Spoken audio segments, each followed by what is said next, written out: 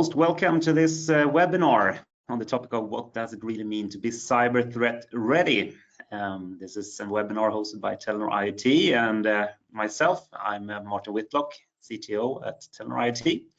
But more important, I have with me Chris Thomas from Darktrace. Hi, Chris. Hi, Martin. How are you doing today? I'm great, thank you. I was thinking that we might actually start by introducing yourself and your role at Darktrace, so that we know who we have with us. Absolutely. Yeah, so as you mentioned, my name is Chris Thomas. I run our focus on our critical infrastructure efforts at Darktrace globally. And what that means is I work with our customers that have a diverse set of needs and infrastructure demands across their organizations, ranging from your traditional IT, cloud, SaaS type things, all the way to your OT and the ever-growing and ever-evolving IoT landscape. So obviously, long time relationship with you all, and looking forward to the conversation today about cybersecurity, the threat landscape, and how it relates to IoT in particular. That's excellent, and I'm sure that there's a topic that concerns a lot of us, and not the least the people in the call here today. And before we jump into the key topics of today, I just want to make a shout out as well that it's possible for people online to post questions along the way, and that can be done using the chat or the questionnaire function in the GoToWebinar tool. So please do that, and me and Chris will try to address those questions towards the end, at least if there's time. Great, but Chris, on that note, I mean, we're here today to talk about security, of course, and IoT. But to start off there, Darktrace, I mean, we have a relationship together, of course, and that's why we have invited you. Maybe you can tell us a little bit more about Darktrace and how we work together. Yeah, absolutely. So Darktrace is a global leader in cybersecurity, and we deliver a unique self-learning AI technology to our partners. Obviously, Telenor has been a longtime partner of ours, and our technology is differentiated in its use of this unique self-learning AI. These are patented algorithmic mathematical models that learn unique behaviors for an organization. It enables it to identify deviations from normal behaviors that might signal threats, novel, unpredictable attacks missed by other defenses, things of that nature. As I mentioned, you guys have been a longtime valued partners of ours. We've really cherished your feedback and your relationship over the years. We cherish the opportunity to work with you all in providing your customers with the best IoT infrastructure possible. And I really applaud Telenor for taking the defense of your infrastructure and on behalf of your customers so seriously. Yeah, and we agree, and we think this is, of course, a very high priority area for us and also our customers. And why is it so? And I guess, I mean, if you look around today, is a lot of discussions about cybercrime, obviously. You could see a lot of reports mentioning that it's something that evolves quickly, maybe even too quickly. What's your, I mean, you're in the business of cybercrime, more or less exclusively. So what's your take on this? Is it the case? Yeah, I think it's fair to say it's absolutely evolving quickly. I think it's definitely evolving too quickly for some of the legacy techniques and tools that the organizations have historically had. We've known for years that rules and signatures and threat intel struggle to keep up with a constantly evolving threat landscape, and cyber criminals will always have the edge, ultimately due to the fact that they only have to be right once, and even slight changes to previous versions of malware can wreak havoc on threat intel signature approaches. So when you think about it, they really have an advantage, and so subtle tweaks to highly commoditized malware, things like that are really hard to keep track of, but AI is proving highly capable of leveling the playing field in that regards. So we have numerous examples, and I'd like to highlight, while criminals are getting more sophisticated, yes, and they're evolving. The attack surface is also growing, right? Darktrace over the years has come across threats that have utilized fish tanks, polycoms, fingerprint scanners, food slicers, connected cars, just to name a few, right? And so when we see new devices, new tech, new firmware, new software, configurations, digital transformation, this all leads to a more complex attack surface, right? It leads to managing that being more difficult. And so, yes, cybercrime is evolving, but the techniques and tools and methods that they can utilize are also evolving. And that's where AI is proving to be necessary in trying to keep up with this, because it is a challenge. And we don't want to scare people, but that's where technology and the combination of technology and humans can be a really powerful response to that landscape. Yeah, and I guess talking about IoT as well, I mean, we often have quite large fleets of installed devices of similar kind, so that could of course pose a big interest from the bad guys as well, I suppose. And on that, what do you see as the main threats for with regards to cybercrime organizations today? Yeah, I think, when you speak to customers across our global customer base, data loss, financial loss, reputational loss, those are kind of the three that everyone thinks about, right? But more recently, operational resilience is becoming more and more a key. And criminals are going to go where there's the most money, right? And so they're going to go where they think they have the path of least resistance and potentially the biggest return on their efforts, right? And so when we see, and what we're concerned about is what's becoming more and more disruptive is operational downtime, manipulation of infrastructure.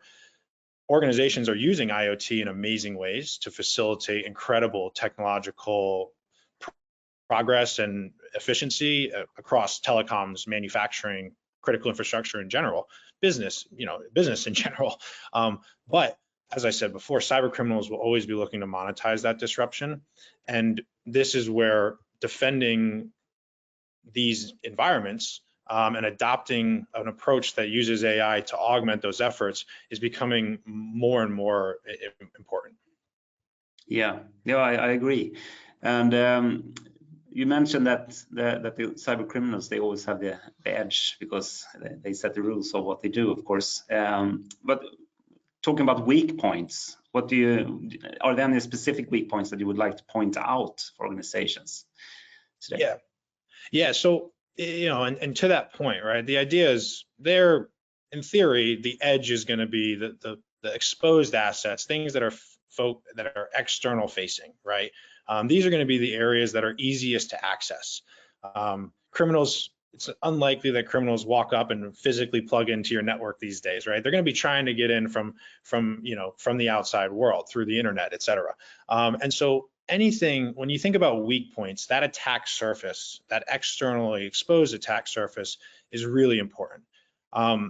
They're always going to look to find a way in. Email, cloud, IoT. IoT's become a really interesting landscape because most organizations may be deploying it and not focusing as much on visibility or monitoring it the way they might their other parts of their network, right? They might not be thinking about, a single misconfiguration could expose this to the internet. And so that's where, from our perspective, understanding your attack surface is a really important step one, right? Particularly in CNI. Old legacy tech, that can be a problem as well. But if that's segmented and monitored, again, you're building in some resilience. Supply chain is becoming more and more of a concern, right? I think it's always been a concern, but we're now getting to the point where expectations are people will, are going to look at the supply chain as a real threat vector. It's a trusted partner, someone who's supplying technology or services, has privileged access. And so, when we look at that, I'm sure you saw the news about the semiconductor industry, a potentially massive financial miss due to supply chain outage from a cyber attack.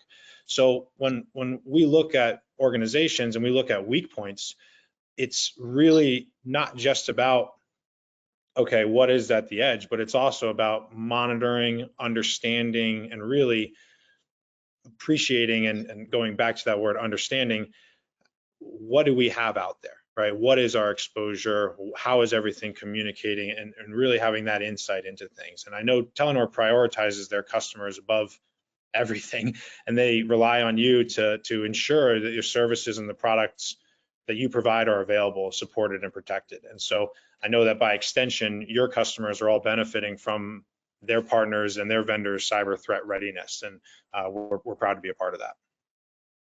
No, you're absolutely right. It's a team play, of course, and everybody needs to do what is required to guarantee security. But looking then, I mean, you talking now about a lot of threats, and where maybe even IoT can be one of the main threats, depending on how you look on it. That said, we know a lot of our organizations are undergoing digital transformations, and then I guess it's something that more or less is becoming required of you today if you're going to be a competitive player, and then IoT comes in play. But what do you do to mitigate risks then in such a journey?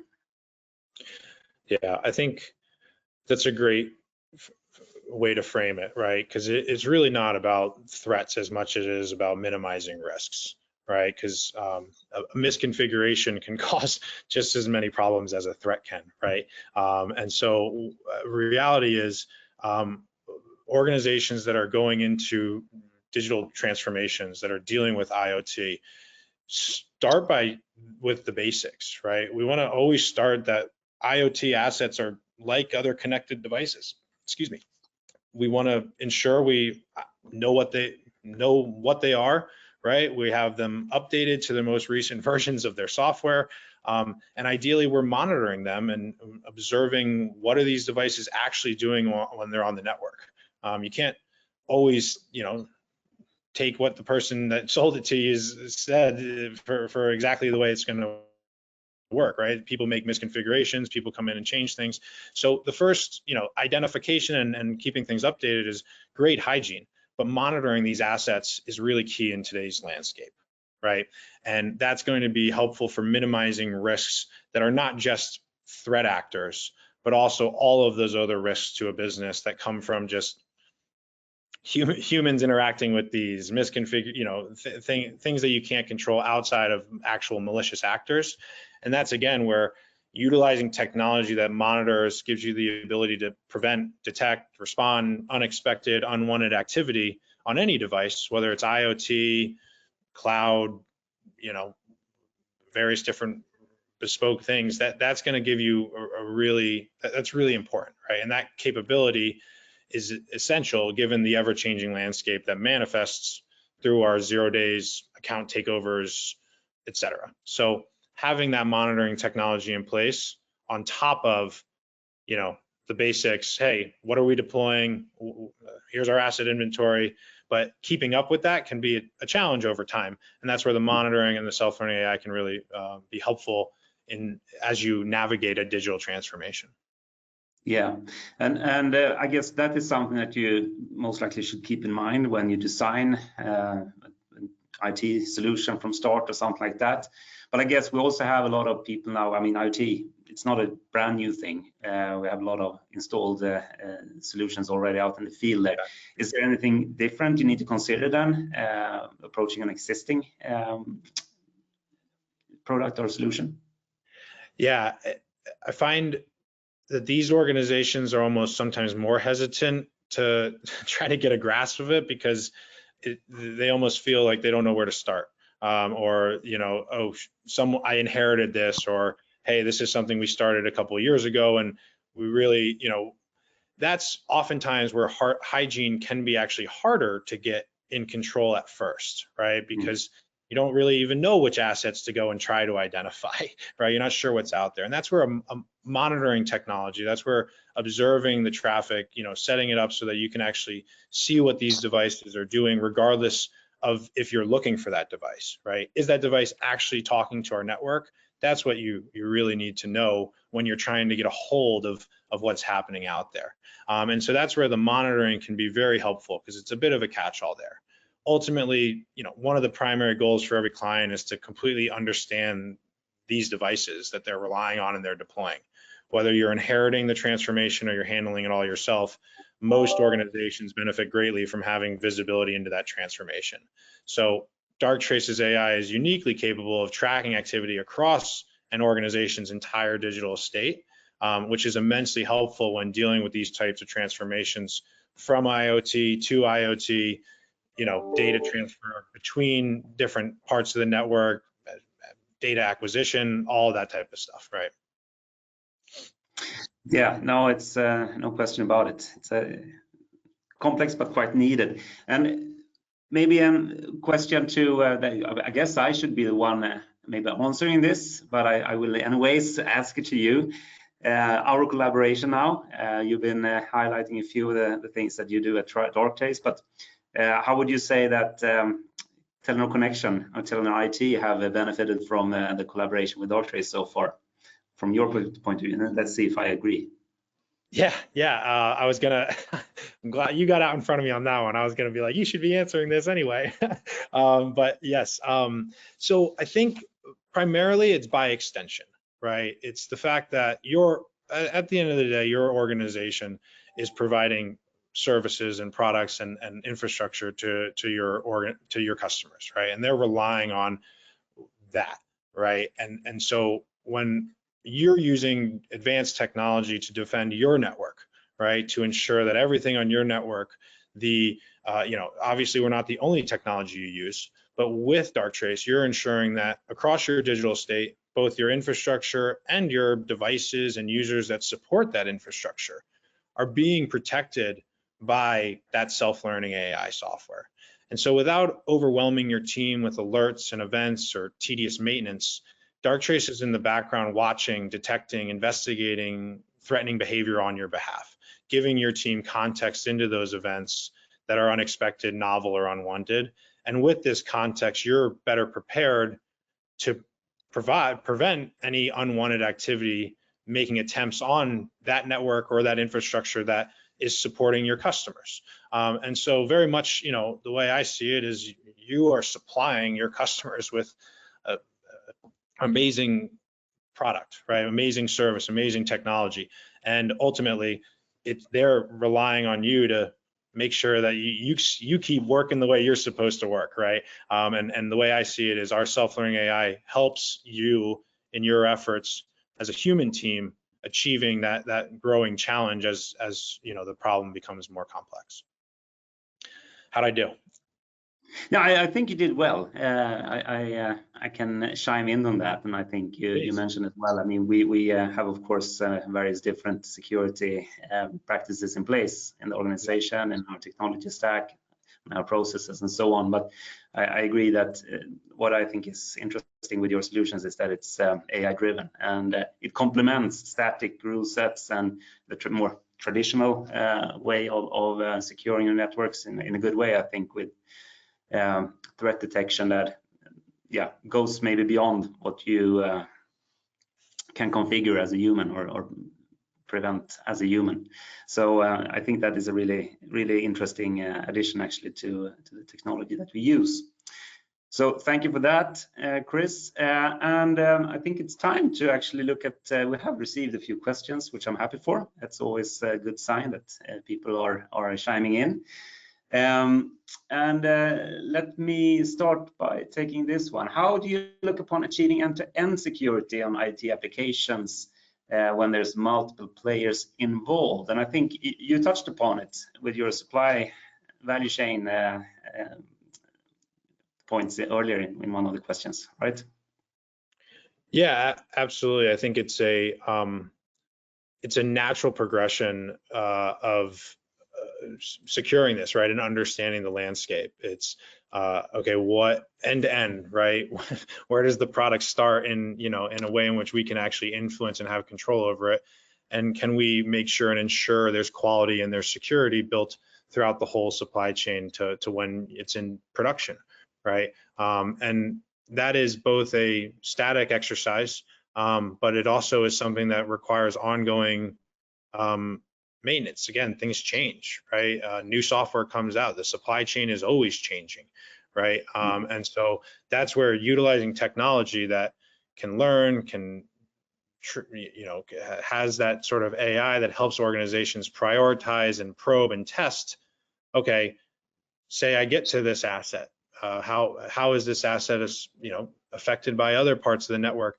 It's just building in an increasing amount of automation and the ability to do these types of best practices on a more routine basis and a cost-effective manner, right? That's really the goal here, is end-to-end technology. No one's saying end-to-end is a bad idea, right? It's just hard to achieve in an effective and an efficient way. And that's where I think the balance of organizations like yours utilizing technologies like AI to streamline and automate and make that process as efficient as possible, that's going to be essential in that pursuit going forward.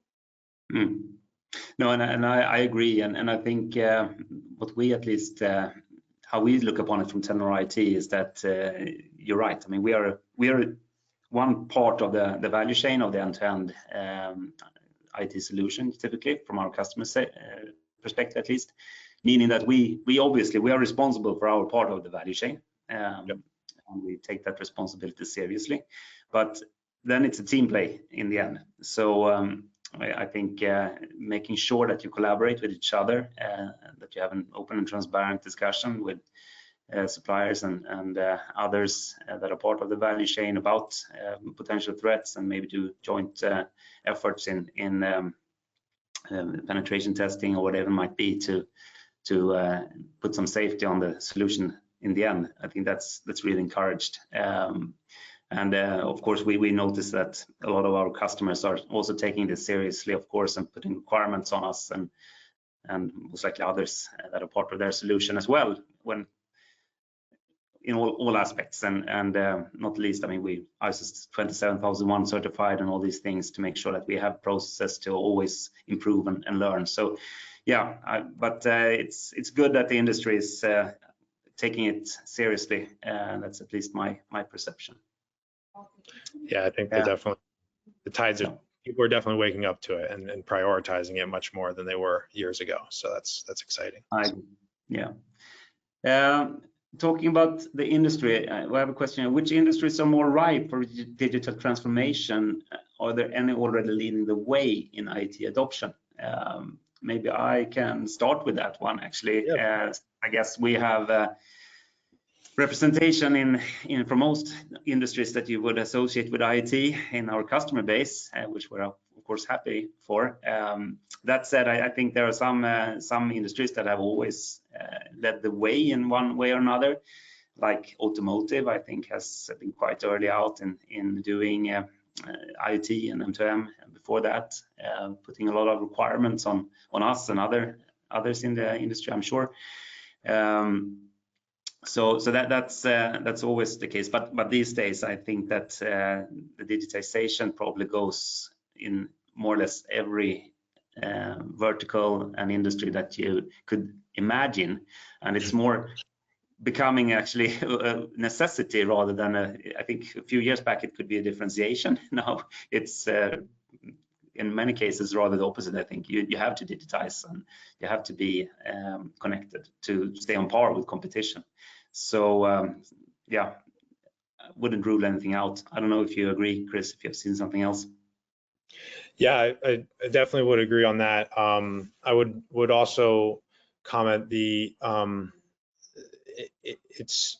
find the IoT adoption from our perspective, the customer base that we see adopting it the most tends to be very much in the connected cities, the telecom, the transportation. These are highly distributed, and they're benefiting greatly from digitizing sensors and various different devices out in the field, and then connecting them back to secure infrastructures supplied by vendors like yourselves, right?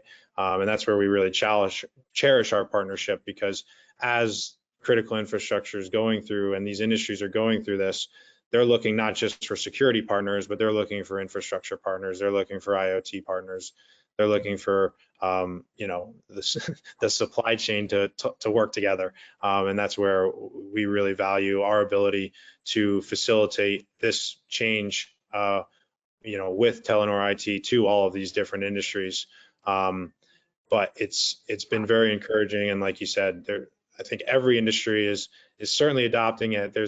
there's a few maybe like you know, I think nuclear and some out there that you know, aren't as vocal about it, but it's really exciting to see some amazing changes to deployments, changes to ways in which, you know, manufacturing facilities being managed from the cloud. We've got pipelines managed from the cloud, you know, all sorts of digital efficiency being added through the use of IoT and secure connectivity behind it.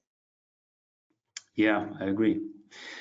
So maybe one more question. I hope maybe Chris that you have some good insights in this one. It's a question on someone working with a quantum agility project at the moment. Do you have any insights about that? That's a quantum. Sorry, what was that? A quantum agility. Agility. Sorry. Agility. No, I don't know if I am the, you know, I'd rather not speak out of ignorance. So I'm not sure exactly in terms of, you know, quantum computing in general is going to be pretty fascinating. It's going to be very interesting to see how it disrupts various different sort of staples of security. But I think it's I don't know enough about quantum agility specifically to make any informed comment on that. Sorry. No, that's I probably need to chime in on that as well. We still have a lot of things to look forward to in our industry, and as you mentioned in the beginning already, there's a strong strong evolution in the cybersecurity area all the time. So of course, I think you, me, our customers, and other players in the industry, we need to keep up with all the new technology and the threats that are being posed to our industry, of course. But that's why we collaborate with each other, right? Yeah, exactly. I couldn't agree more. Excellent. But with that, I am happy that so many joined in and listened to this, and I'm sure it will be possible to listen to this offline afterwards as well. But thank you for joining, and particularly to you, Chris. Thanks for sharing, and I wish you all a good day wherever you are. Awesome. Thank you, Martin. Thank you, everyone. Thanks. Bye.